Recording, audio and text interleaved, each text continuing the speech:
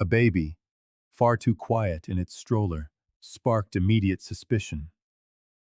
The arrival of the K-9 unit would transform a routine check into a somber discovery, a revelation that would forever alter the lives of everyone involved.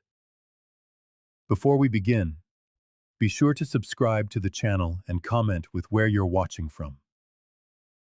The cold autumn wind cut through the morning air as Officer João Silva adjusted the collar of his uniform, trying to shield himself from the breeze that whispered of the coming winter.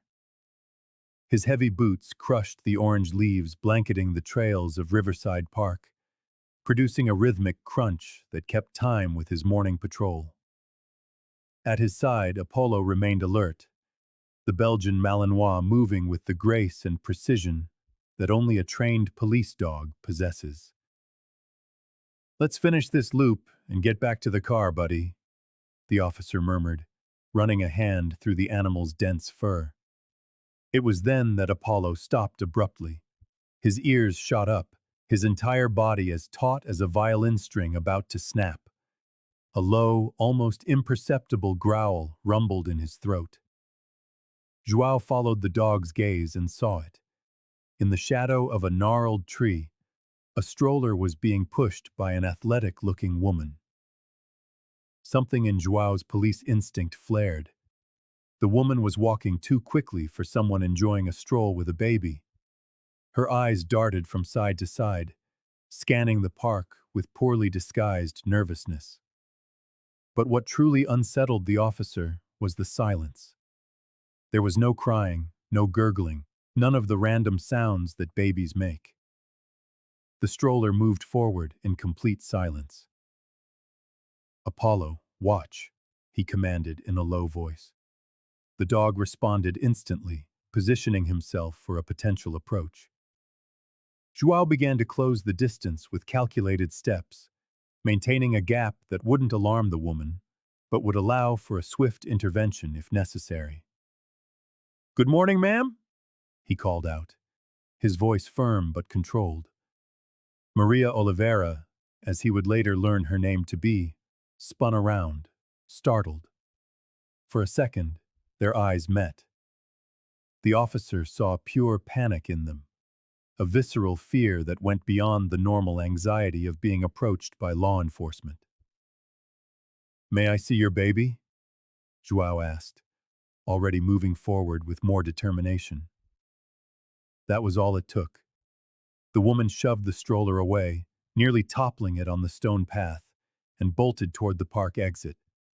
Apollo barked once, ready to give chase, but João stopped him with a sharp command. "Apollo, stay, the baby first."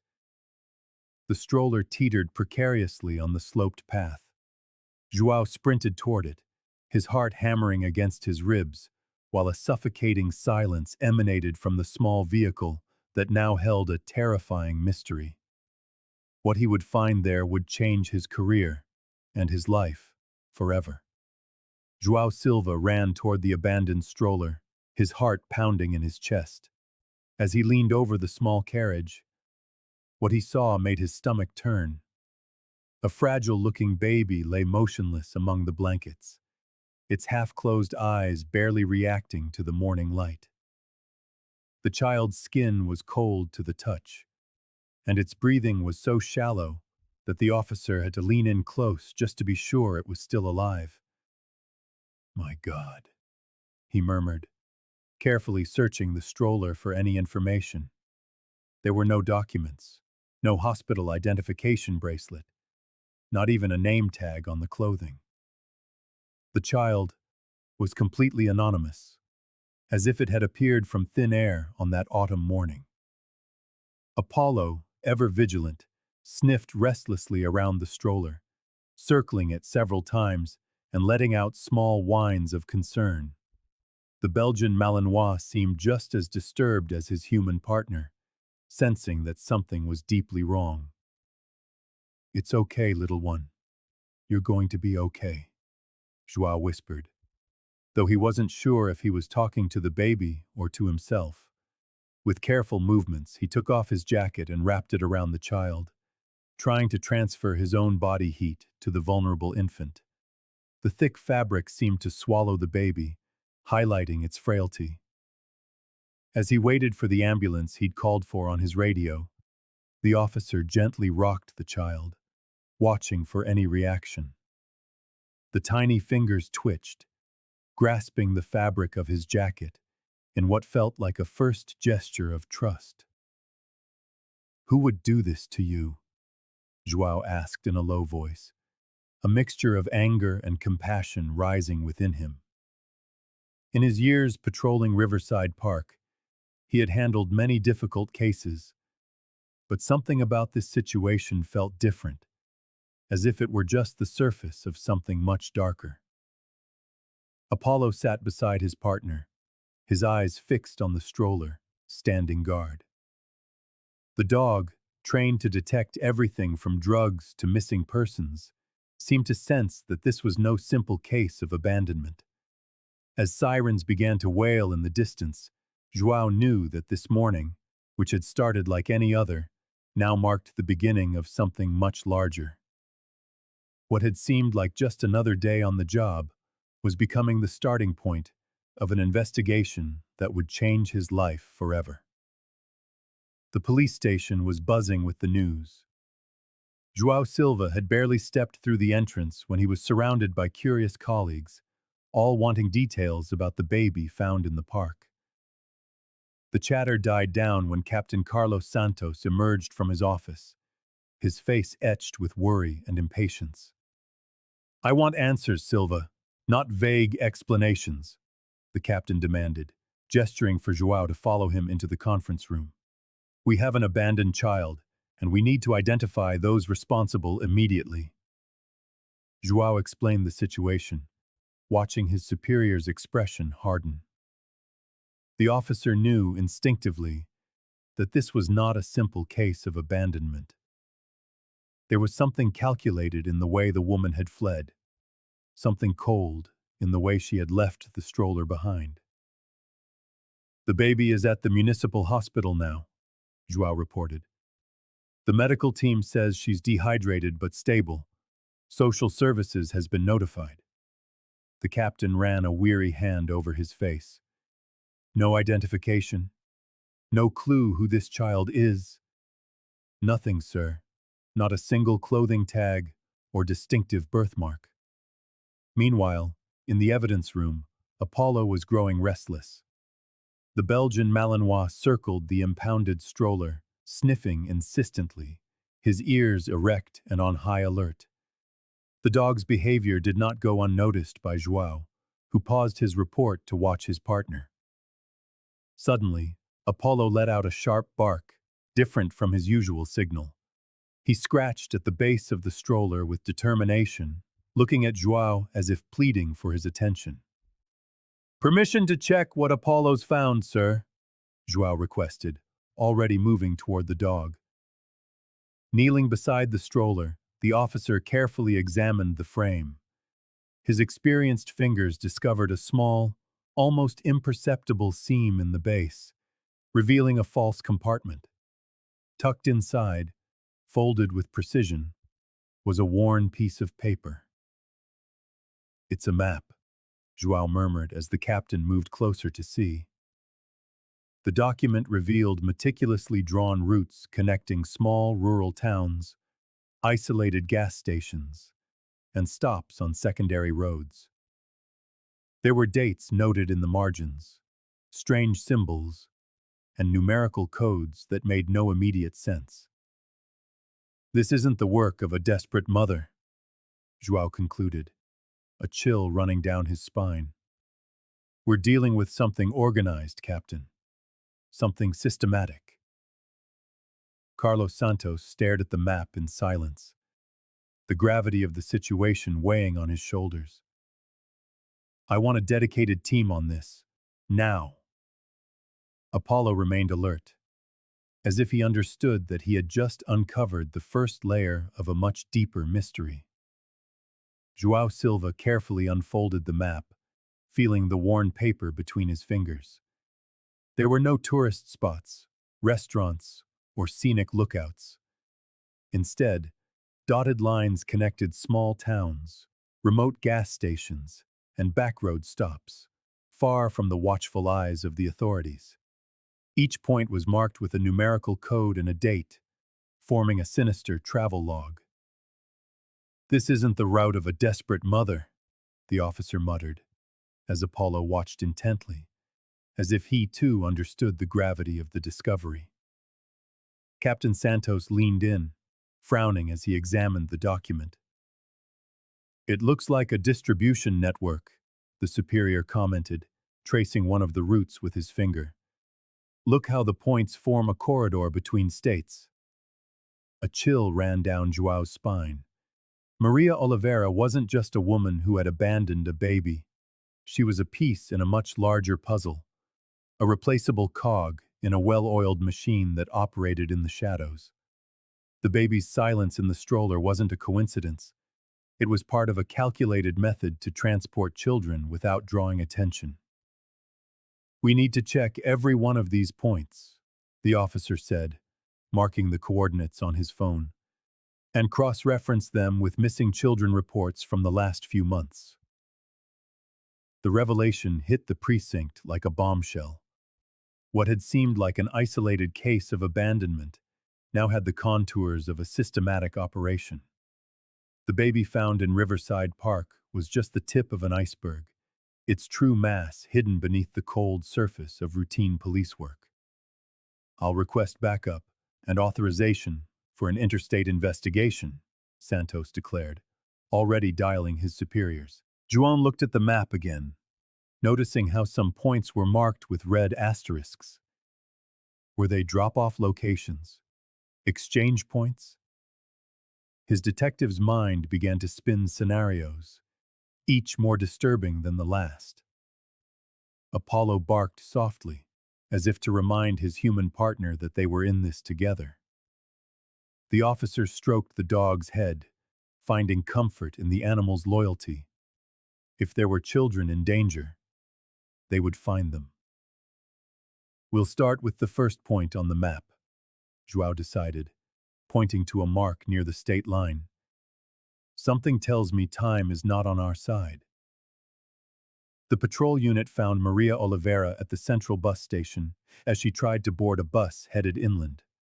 Her nervous gaze and the haste with which she bought her ticket drew the officer's attention. When they approached her, the nurse froze, as if she knew this moment was inevitable. Her athletic body, which had shown such agility as she fled the park, now seemed rigid, trapped by the weight of her guilt. In the interrogation room, João Silva observed the woman's behavior closely. Maria kept her eyes fixed on the floor, refusing to say a word about the abandoned baby. Her silence was almost as unsettling as the child's had been in the stroller. Captain Santos pushed for immediate answers, but the officer knew he needed a different approach. "She's in shock," explained Lucia Costa, a social worker who had been called in to assist. She recognized the signs of trauma and fear radiating from Maria. João decided to change tactics. He asked for his smartphone and showed her a recent photo of the baby, now safe at the municipal hospital. The little girl was wrapped in white blankets, thin tubes connected to her fragile body. But her eyes were open, and she was alive. Upon seeing the image, something shifted in Maria's expression. A tremor ran through her features, and her eyes, once vacant, filled with tears. It was as if a crack had opened in the wall of silence she had built around herself. "Her name is Maya," she finally murmured, her voice choked with emotion. Those 3 simple words changed everything. The baby was no longer just a case file, a number on an incident report. She was Maya, a name, an identity, a story. João felt a tightness in his chest. After hours of tension, this small breakthrough offered a glimmer of hope. The child was not just an anonymous victim. She was Maya, a person with a right to a future. "Why did you leave her?" he asked, his voice softer now. Maria closed her eyes, as if fighting an internal battle. Her reply was almost inaudible. The officer and the social worker exchanged a look. Who were they? What did Maria know about the network that Apollo had sniffed out? The questions multiplied, but one certainty was forming. Maya's name was only the beginning of a much larger revelation. Maya. The name echoed in the interrogation room as João Silva watched Maria Oliveira, who now seemed smaller and more fragile than the athletic woman who had fled in the park. That simple name had awoken something in the officer. This was not just an abandoned child, but someone whose very identity they had tried to erase. Who else is involved in this? João asked, keeping his voice firm despite his rising anger. Maria just lowered her gaze, her fingers trembling on the metal table. The officer realized she was just a replaceable piece in a much larger game. Meanwhile, at the municipal hospital, the social work team led by Lucia Costa was trying to comfort little Maya, who still wasn't reacting like a normal child her age.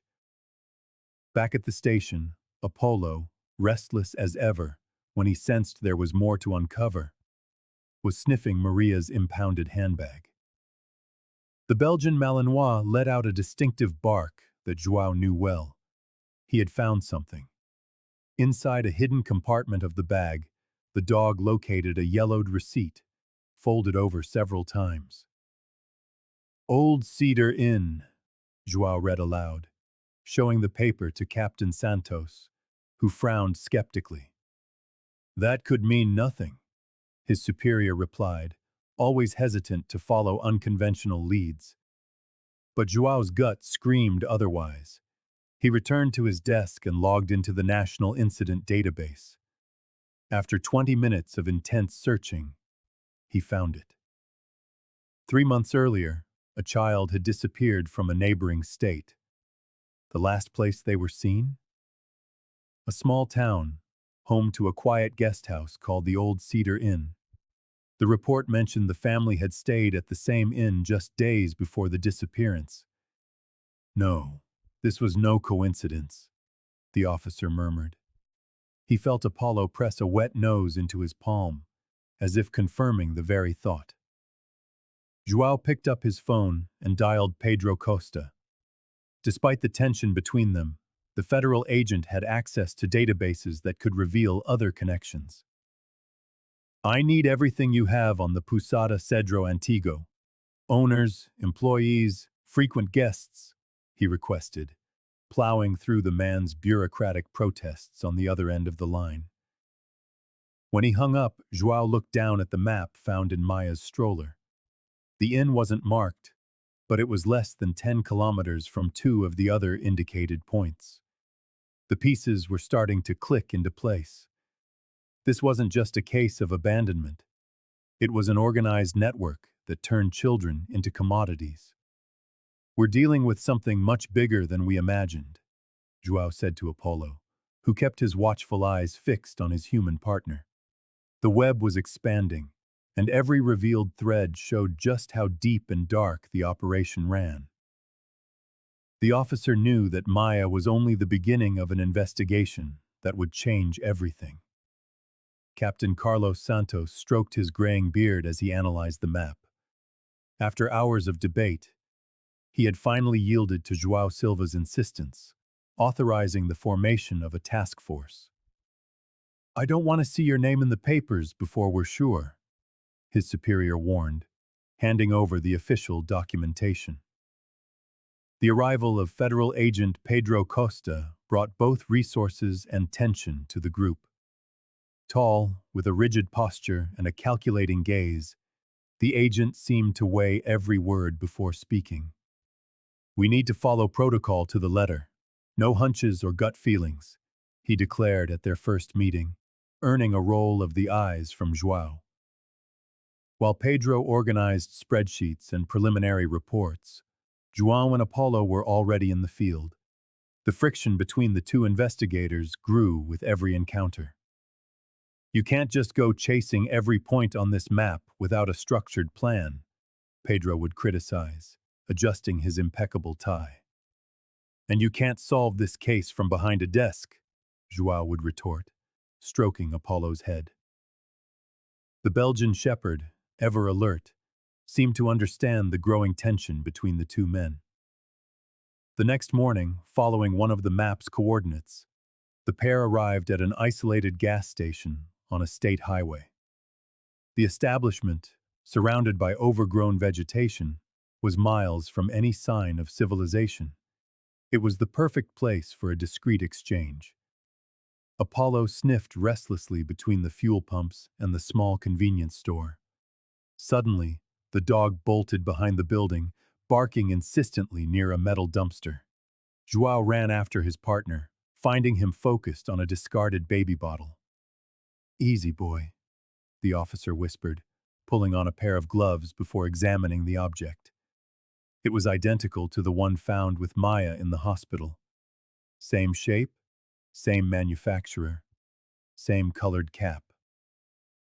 A chill ran down his spine when he noticed the faint smudge of lipstick on the silicone nipple. The attendant, a middle-aged man with dark circles under his eyes, denied having seen any baby. "Only truckers and travelers stop here," he claimed, avoiding eye contact. Meanwhile, Apollo continued his search, uncovering a small child's blanket hidden in the bushes. The fabric still held the scent of baby powder and milk. João photographed everything and sent the images to Pedro, who, for the first time, showed genuine concern. "We're dealing with an organized network," the agent admitted over the phone. "I've found similar records in 3 different states." The discovery confirmed what João had feared. This was not an isolated incident. The gas station was just one point in a complex child transportation network that stretched across the entire country. Maya wasn't the only victim. She was just one of dozens, perhaps hundreds. As they walked back to the police car, Apollo remained vigilant, as if he knew the real hunt was just beginning. The map seized from Maria Oliveira became the grim road map guiding João Silva and his team. Each marked coordinate revealed a new chapter of the nightmare. The officer drove with Apollo in the passenger seat, the Belgian shepherd's nose twitching, alert to every change in the air. At the first 3 locations, they found only traces: a forgotten teddy bear under a makeshift bed, tiny socks hanging on a makeshift clothesline, and most disturbingly, small handprints in the damp earth, as if a child had tried to cling to the ground during a forced removal. "They were here recently," João murmured, as Apollo sniffed insistently at an abandoned children's blanket. The dog was on edge, as if he could feel the fear embedded in every object. At the 4th stop, a rusted trailer near a secondary road, Apollo began to bark frantically. Captain Santos, monitoring the operation remotely, authorized immediate entry. João didn't wait for backup. What they found inside the abandoned vehicle chilled them to the bone. 3 children, none older than 4, sat on thin mattresses on the floor, staring at the door with vacant eyes. They didn't cry. They didn't scream. They showed no reaction at all as the officers entered. Their silence was more terrifying than any scream could ever be. "My God," whispered Lucia Costa, the social worker who had joined the rescue team. "They've been conditioned not to make noise." João approached slowly, crouching to meet the children's eye level. It was then he noticed. Each one wore a plastic wristband with printed numbers. No names, only codes. 22, 31, 17, he read aloud, a knot tightening in his throat. Apollo, normally energetic on operations, approached with an unusual gentleness, as if he understood the fragility of the moment. One of the girls reached out a small hand to touch his fur, the first sign of life in her dull eyes. This is a complete logistical scheme, Pedro Costa concluded, examining documents found in a drawer. Routes, schedules, codes. They treat these children like merchandise in transit.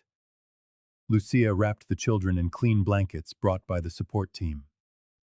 They're going to need intensive psychological support, she commented, noting how none of them reacted to the offered comfort. João photographed every detail of the scene as the children were carried to the ambulance.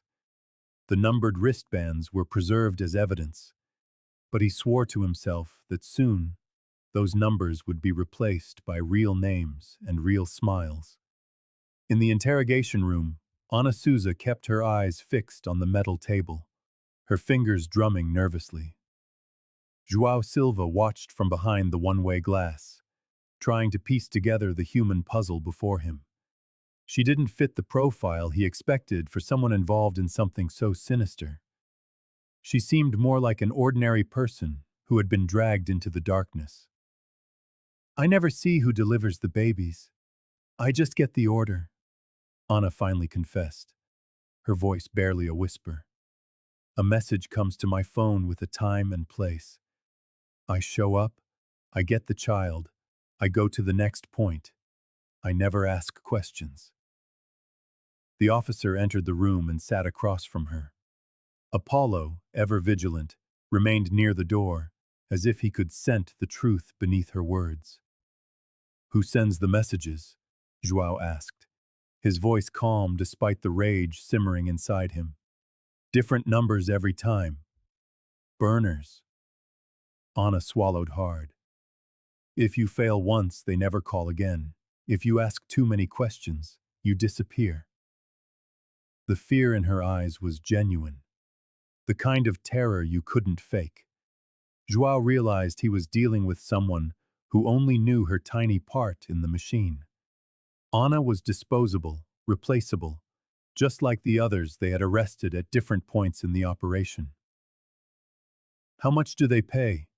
He pressed, watching her body language. 1,000 reais per delivery. Always cash. Ana finally looked up. I started because I needed money for my mother's medicine. Then it became impossible to get out. Captain Santos entered the room, carrying photos of the rescued children. When the images were spread across the table, Ana flinched, unable to face the children she had helped transport like cargo. The weight of realization settled on João. They were up against a meticulously structured operation where each participant knew only their immediate role. It was like a sinister beehive, where no worker ever saw the queen. Do you know where they end up? He asked, already knowing the answer. I don't know anything beyond what I'm told to do, Ana replied, tears finally breaking through her stoic facade. But once I heard someone mention international buyers. Leaving the room, João found Pedro Costa in the hallway, reviewing notes. She's just another disposable piece, the officer said, running a hand through Apollo's fur. Each link is isolated, working in the dark. That's why we've never been able to catch the people in charge. The federal agent nodded, for the first time agreeing completely with João's assessment. We need to find the connection point, Pedro murmured. Someone who knows more than just their part. Time was slipping through their fingers. The arrival of winter brought a biting wind that turned every rescue operation into a race against the clock. João parked the cruiser near an abandoned warehouse, another point marked on the seized map. Apollo leaped from the vehicle, his nose already to the ground, sniffing the frigid air with determination. Inside the hideout, the sour smell of spoiled milk hung heavy. Empty baby bottles scattered across the concrete floor told the silent stories of the children who had passed through. The officer's stomach turned as Apollo barked, indicating a soiled blanket tossed in a corner. The place was empty, but the lingering odor of infants and neglect stirred memories João fought to keep buried. Blaze would have found the same thing, he muttered to himself, his chest tightening at the thought of his former canine partner. 3 years had passed since he'd lost Blaze during a chase that had ended in tragedy. The German shepherd had saved his life but had paid with his own. That wound had never fully healed.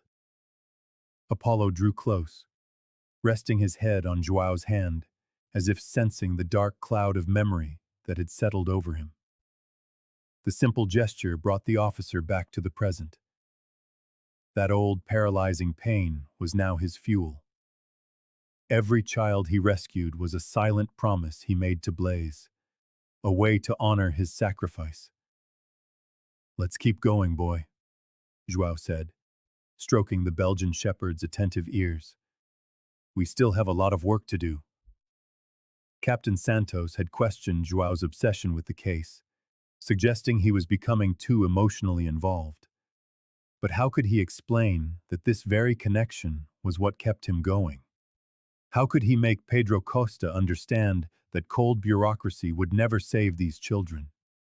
On the coldest nights, when the investigation seemed to stall, it was Apollo who kept João anchored to reality. The dog slept at the foot of his bed, always alert, always present. Together, they faced not only the bitter cold of late-night stakeouts, but also the ice that seemed to encase the souls of the network's tiny victims. As he closed up the empty warehouse, João noticed small footprints in the dusty floor. They were recent. Someone had been here just hours ago. He looked at Apollo, who was already poised, ready to follow the trail. "We're getting closer," he whispered, adrenaline overriding his exhaustion. "This time, we won't lose anyone." At the makeshift shelter, Lucia Costa watched the children with a practiced eye. There was something in their silence that spoke louder than any scream. In her 10 years working difficult cases, the social worker had never seen trauma so profound in victims so young. Maya, her cheeks now holding some color, and her frame a little less fragile, still made no sound. Her eyes followed every adult's movement with suspicion. If anyone came too close, she would shrink like a cornered animal. The other children exhibited similar behaviors, vacant stares that seemed to look through walls, involuntary tremors when a voice was raised, a refusal to sleep with the lights off. "They're in a constant state of hypervigilance," Lucia explained to João during his weekly visit. "Their bodies still believe they're in danger." The officer watched as Apollo, usually so energetic, approached the children with a surprising gentleness. The Belgian shepherd seemed to instinctively understand the fragility of these small beings. One of the older girls, who hadn't allowed a single adult to touch her, let the dog lie down beside her. For Lucia, that moment was a significant breakthrough. "Every smile, every night without nightmares, is a victory," the social worker commented, noting their progress on her tablet. "Lucas managed to hold a pencil today without his hand shaking. It's the first object he's manipulated voluntarily since he arrived." Their conversation was cut short by the buzz of João's phone. It was Captain Santos, and the news was grim. The video from the last rescue had been leaked to the press. The footage showed frightened children being pulled from a secret compartment in a vehicle, while Apollo barked to keep the suspects at bay. "We're on the front page of every news portal," his superior said, his voice tense. "The pressure is unbearable. The politicians want results now, and the press is camped outside headquarters." João felt his stomach drop. The media exposure could alert the ringleaders. Years of meticulous investigation were now at risk because of a leak. Worse, the children's privacy had been compromised, just when they needed protection the most. "We need to double the security at the shelter," he said to Lucia, his voice low and urgent. "From this moment on, no information regarding the children's location or identity can be released." The social worker agreed, her voice laced with concern for the impact that media exposure could have on their treatment. The fragile balance between the need to investigate and the duty to protect the victims was hanging by a thread. While society cried out for justice, the true victims needed, above all else, silence and time to heal their invisible wounds. The cabin marked on the map was hidden deep within a dense pine forest, nearly a 2-hour drive from the city. João Silva drove in silence as Apolo rested on the back seat of the police vehicle. The sky was darkening quickly when they finally arrived. "Stay sharp, partner," the officer whispered, briefly stroking the Belgian shepherd's head before getting out of the car. The wooden structure was in a precarious state, its windows covered with nailed-on planks and a door that creaked at the slightest touch. Following a protocol they had perfected over countless operations, João signaled for Apolo to advance first.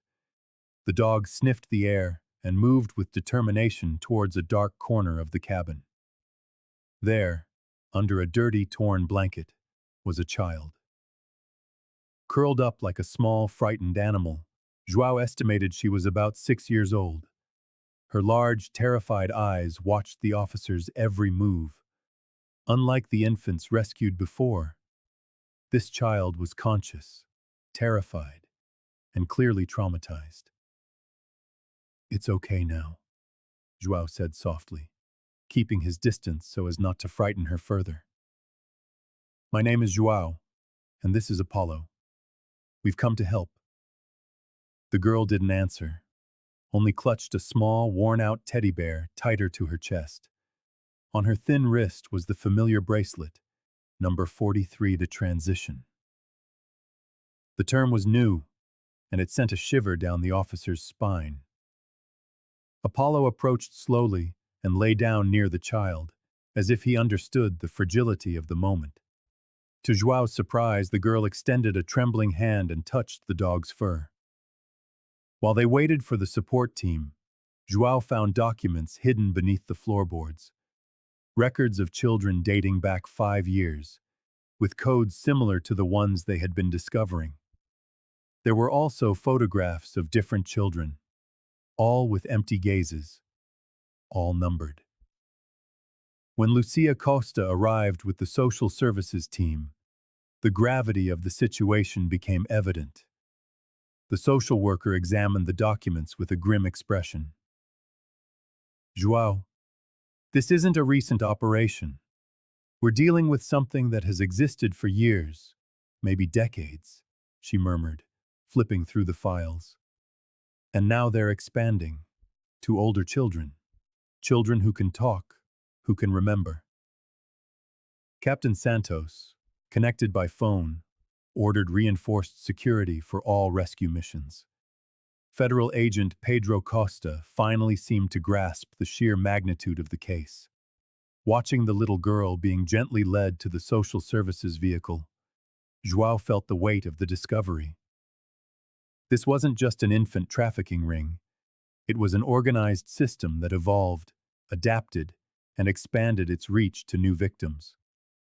The operation was bigger, older, and more dangerous than any of them had ever imagined. The next operation was assembled in haste, but with military precision. João Silva took his strategic position at the state line, Apollo alert by his side, his focus fixed on the deserted road. Captain Santos coordinated over the radio, maintaining contact with the patrol cars hidden in the vegetation. Intelligence from the seized map indicated that a transport would pass through here in the early hours of the morning. When the truck's headlights appeared around the bend, João felt his heart race. The vehicle slowed as it approached an abandoned gas station. Exactly as predicted. It was the moment to intercept. The patrol cars blocked the road, and within seconds, the driver was apprehended. "Open the back," João ordered, as Apollo sniffed insistently at the cargo hold. When the doors swung open, the scene froze everyone present. 8 children, between the ages of 2 and 7, were huddled on thin mattresses, all with numbered bracelets on their wrists. Their empty, frightened eyes told stories that words could not express. One of the children, a boy with dark hair and profoundly sad eyes, was shrinking in the corner. Lucia Costa, the social worker, approached him carefully, offering water and a blanket. "What's your name?" she asked in a soft voice. Silence hung in the air for a few seconds until, to everyone's surprise, the boy answered. "Lucas. For now." He hesitated, looking nervously from side to side. "They make us change our names every week." João and Pedro Costa exchanged a meaningful look. It was the first direct statement from a victim about the operation's methods. The federal agent, normally so by the book, seemed genuinely shaken. "Why do they change your names, Lucas?" João asked, crouching down to the boy's level. "So no one can find us," he replied, showing the bracelet with the number 23. "Last week, I was Miguel. Before that, Ricardo." The revelation was devastating. The network wasn't just transporting children. It was systematically erasing their identities. With each stop came new names, new fabricated stories. A perfect system to thwart any search. As the children were cared for and the driver was interrogated, João watched Apollo approach Lucas. The dog, usually focused on the search, lay down calmly beside the boy, as if he understood the fragility of that moment. "We will find your real name," João promised, as he watched Lucia carefully document each rescued child. That night's operation had not only saved 8 lives, it had opened a window into the cruel methodology that turned these children into ghosts in the system. João Silva ran his tired hands over his face as he analyzed the documents spread across the precinct table. Lucia Costa had just delivered alarming news. After interviewing the rescued children, they discovered that at least 5 of them had never been officially registered.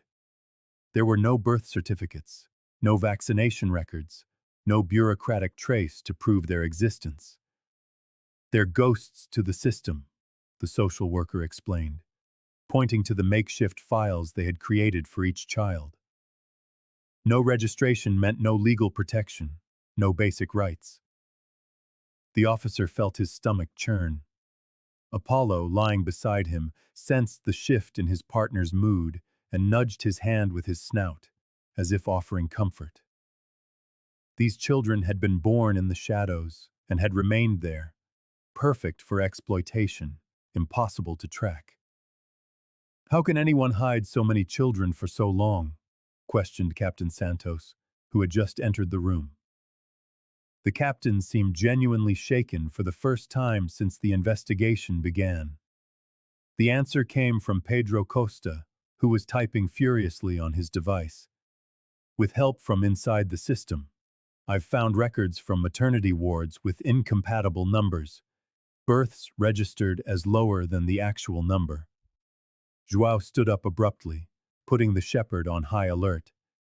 A feeling of powerlessness consumed him.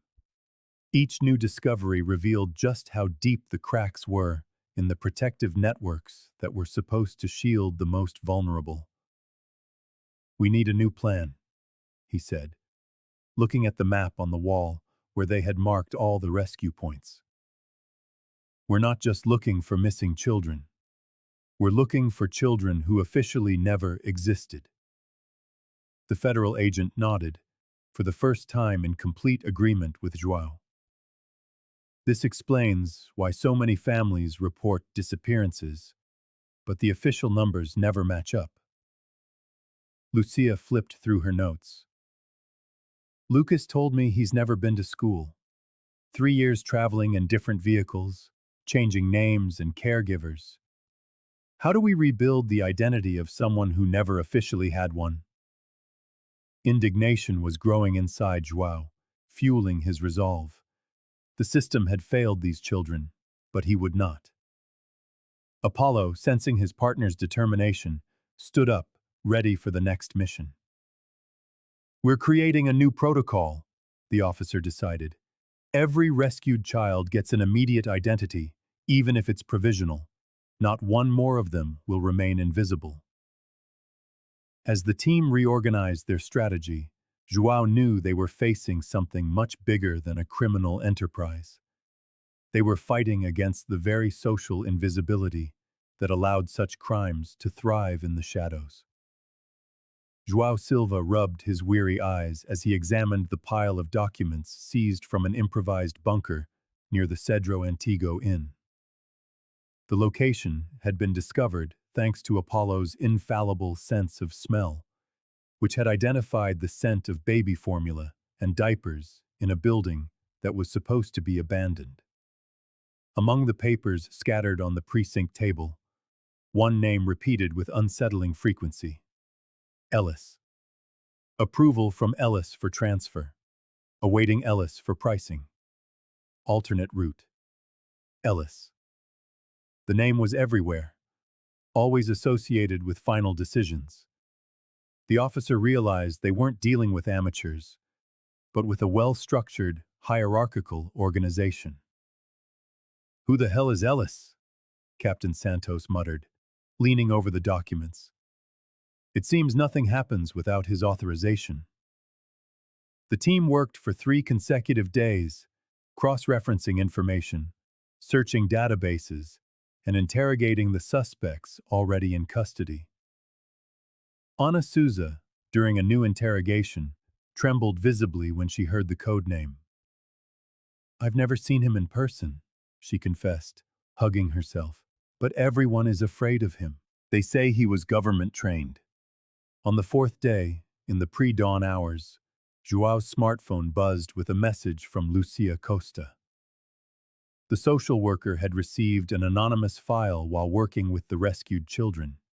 It took the technical team hours to decode the encrypted video. When they finally managed to open the file, a heavy silence fell over the room. In the low-quality recording, a man with a military posture was supervising the transfer of 3 children into a vehicle with foreign license plates. His partially visible face was enough for the facial recognition system to issue an alert. "Felipe Martins," read Pedro Costa, the federal agent, his voice grave. "Former Special Forces military, reported missing 7 years ago after a failed operation on the border." João felt Apollo stir restlessly beside him, as if the animal also sensed the gravity of the discovery. They now had a face, a real name, a history to pursue. The man hiding behind the codename Ellis was no longer a shadow. "He knows our protocols, our techniques," Pedro warned, showing genuine concern for the first time. "He'll be the most dangerous adversary we've ever faced." João stroked Apollo's head, feeling the weight of responsibility. They had finally identified the mastermind behind the operation, but that only made the hunt infinitely more complex and risky. João Silva ran a hand through his disheveled hair as he stared at the pile of documents on his desk.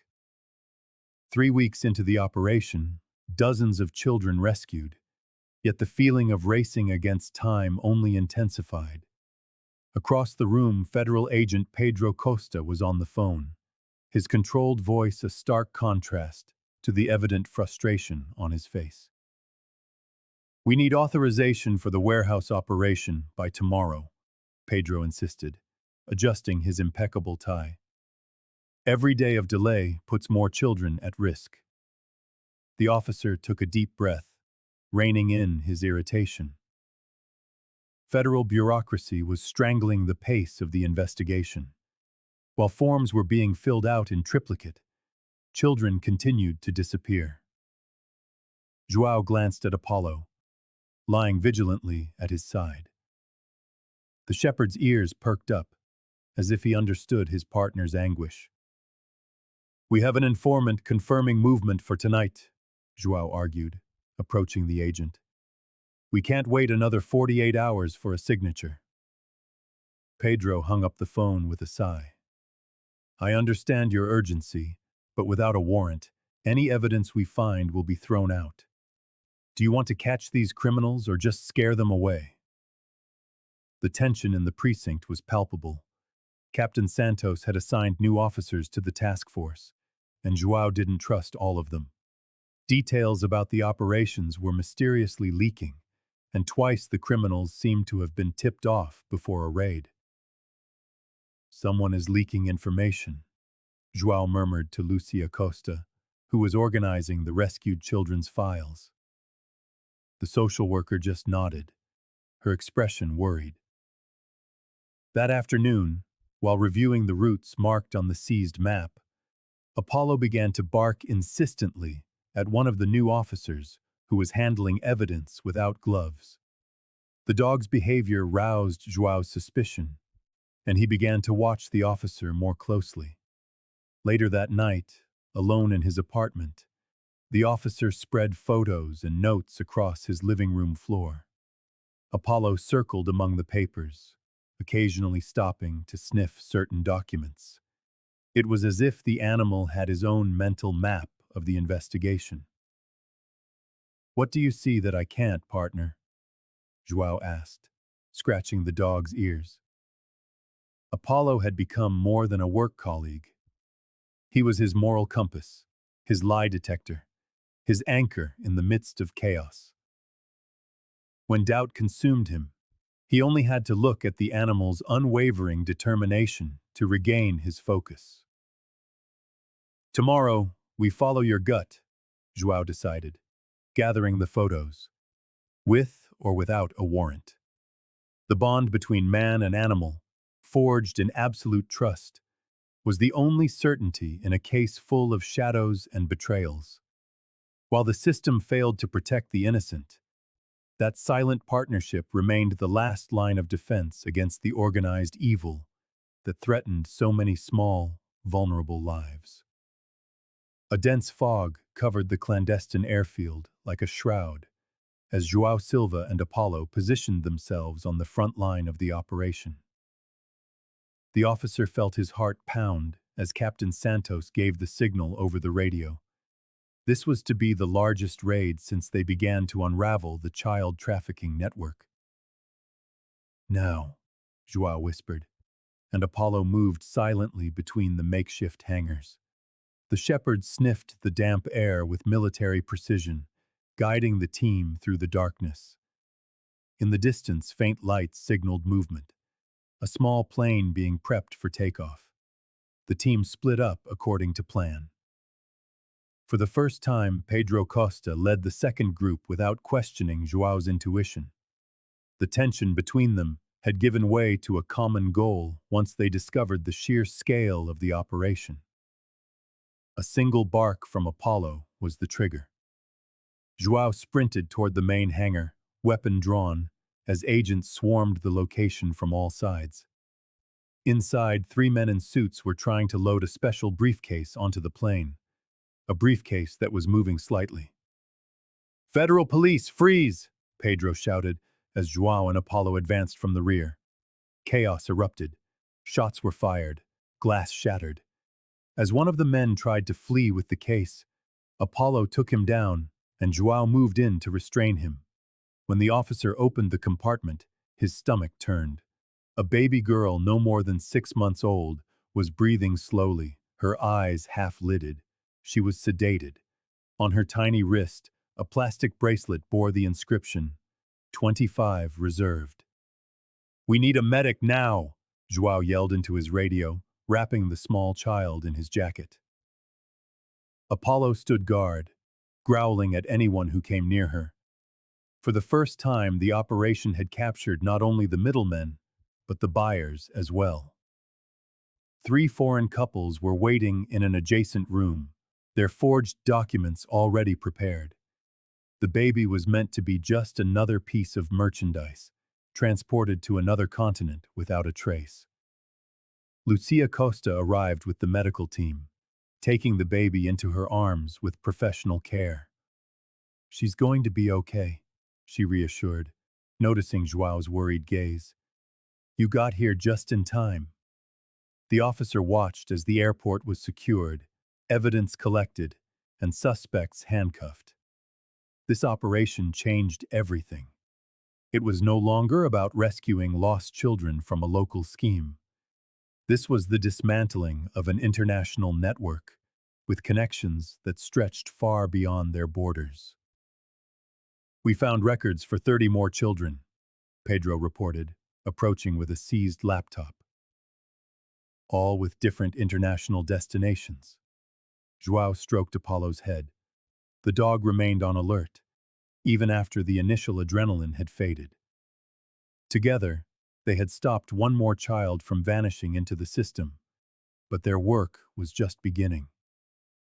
With every child they rescued, a breath of hope renewed the team's spirit.